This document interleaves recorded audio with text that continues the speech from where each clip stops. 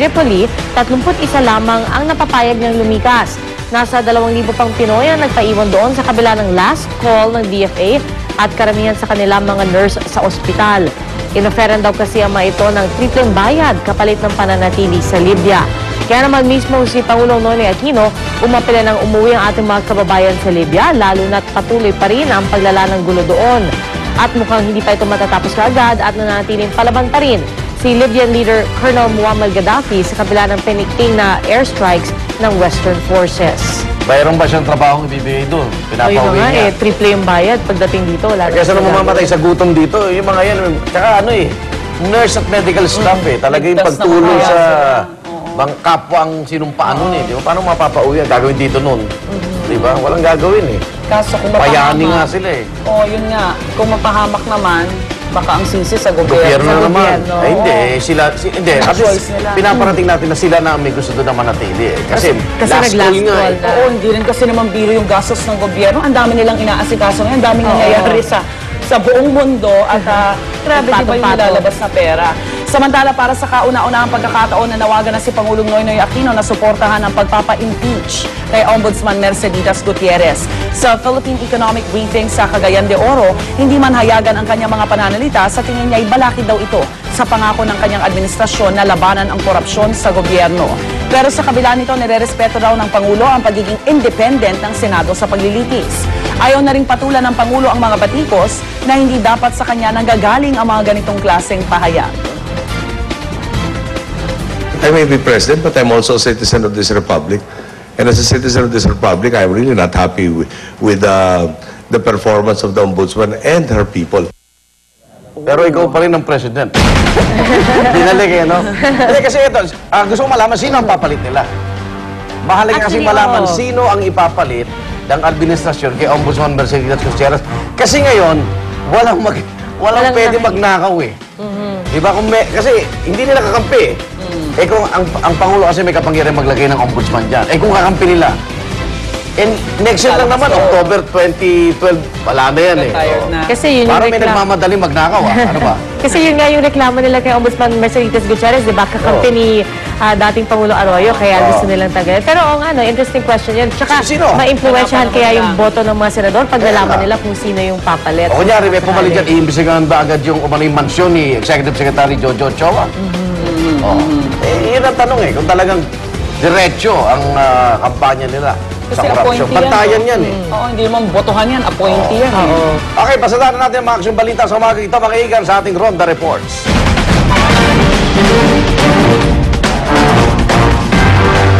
Mga igan, hindi lang po baboy at manok ang binibenta bilang botya o double den ngayon. Yan ay dahil meron na rin mga botyang, kalabaw. Nasa ba sa isang slaughterhouse sa Maynila ang 5 patay na kalabaw na pinag-inalaang balak sana gawing karning botya. Yan ang Ronda Report ni Salima Refran. Salima! Igan, 5 patay na buong mga kalabaw na hinihinalang gagawing botsang nasabat sa Pasay City kagabi.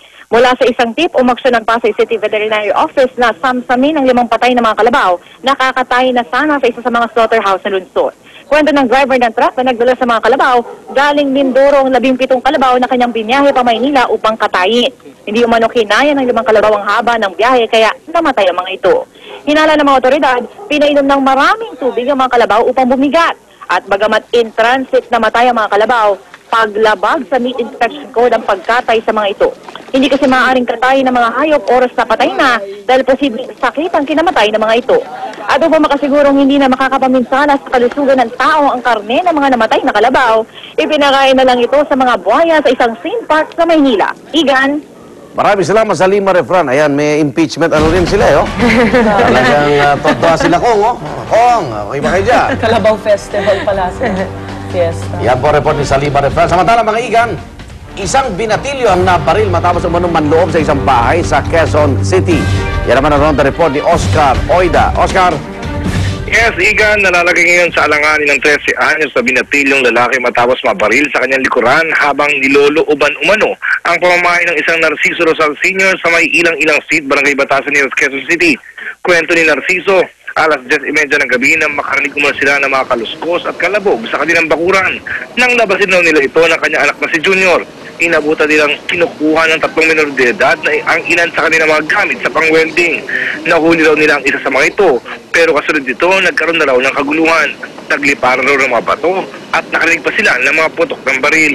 Nasugatan nga raw dito ang kanyang anak na si Narciso Jr. At kasunod dito, nakita na lang daw niya na yung bata ay may tama na sa likuran. Pero git ng mga kamag-anak ng batang biktima na si Narciso Sr. daw ang bumaril dito. Nakita pa raw nila ang naturang baril, pero itinatanggi naman ni Narciso Sr. na siyang nakabaril. Wala rin daw siyang baril.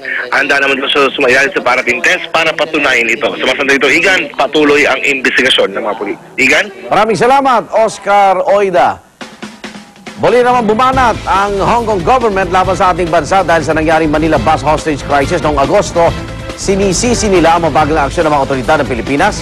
Kaya napatay ang 8 taga Hong Kong sa naturang hostage taking.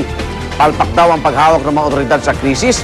Ayon sa investigasyon ng 5-member jury ng Coroner's Court ng Hong Kong, hindi daw kasi tinugunan ng Pilipinas ang mga demand ng hostage taker na si dating Senior Inspector Rolando Mendoza. Nagpahig naman ng pagkakontento ang pamilya ng mga biktima sa naging takbo ng investigasyon ng Hong Kong Court. Kung binasa niyo yung report ni Secretary De Lima, ganyan din ang kanilang findings. Hindi ba? Tsaka, kung pakialam sa batas namin, okay na. Grabe naman yung pagiging natin ng paumanhin. Eh, dami namang nabibiktimang OFW sa Hong Kong. Hindi naman tayo nagre-reklamo. Okay na yan. Sa ibang balita naman, biglang nagwala naman itong si Marlene Aguilar Pollard sa gitna ng pagdinig sa kaso ng kanyang anak na si Jason Ivor. Yung murder weapon. Kanina yung baril at kaninang fingerprint ng nandun. Alam Ang itinagagalit po ni Marlene ang pagkawala umano ng ballistic test at baril na nakapatay sa anak ni dating Undersecretary Renato Ebarles Sr. Pero bago pa nito, nagalit na rin si Jason nang ibasura sa korte ang hiling na wag nang padaluhin ang ina nito. Dahil hindi na maawat ang dalawa, pansamantalang itinigil ang pagdinig. Pero hindi pa rin napigil ang galit ni Marlene kahit nasa labas na siya ng court. Judge Vargas, kung lalaki ka, suntukan tayong dalawa. Pag hindi mo ako pinatulan, wala kang kayong lahat. I didn't realize that's what we were doing.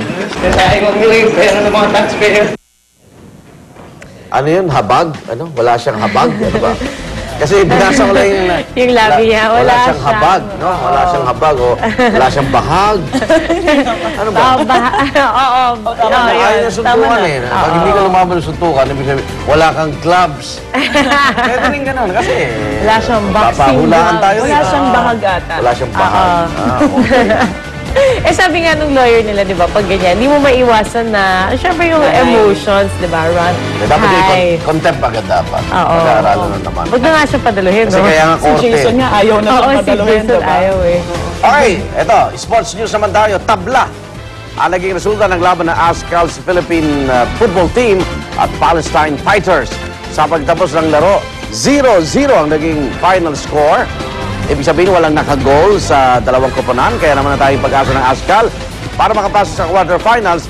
Eh kung manalo sila kontra Bangladesh bukas. Oh, go ASCAL. Matagal na magkalaban yan eh. Pilipino tsaka Bangladesh. Tsaka Bangladesh.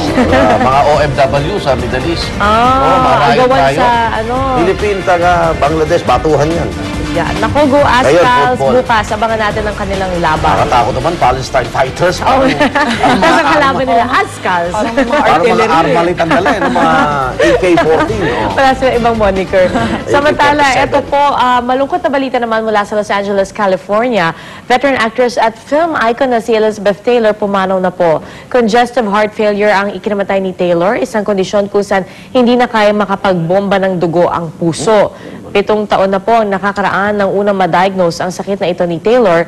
Nakilala si Taylor dahil sa kanyang angking ganda at galing sa pag-arte, lalo na sa pagganap niya sa mga pelikulang Cleopatra, National Velvet at Who's Afraid of Virginia Woolf. Kilala rin si Taylor dahil sa kanyang makulay na love life at kanyang 8 beses na pagpapakasal. At hanggang sa twilight ng kanyang career, naging aktibo si Taylor sa pagsuporta sa mga charity na may kinalaman sa paglaban sa HIV/AIDS at nagtayo pa nga siya ng sariling foundation para rito. Masaya na si Michael Jackson yan. Magkasama na sila. Ang ganda Ang nito. babaeng nakaunawa lang kay Michael Jackson, no? Ano nga natin ang reaksyon si Amalia Fuentes. Kasi mukha niya. Elizabeth Taylor of the Siya yung Philippines. Elizabeth Taylor ng Pilipinas. Oo nga. Oo, 5 dekada Si yung Elizabeth showbiz Taylor naman ang career ni Amalia Taylor. Fuentes ng Amerika. Oo nga, no? Recognize Ha? niya? Oo. Nakilala niya si Oo. Amalia Fuentes? Oo. Totoo. Oo nga, nag-shooting siya sa Hollywood. Si Eddie Gutierrez nga, napagkamala ni Elvis Presley. Pero salamat sa contribution niya sa daigdig ng showbiz. Sobra. Elizabeth. Yung mata niya, di ba? Yun Oh, yung talagang grabe. kakaiba. Violet.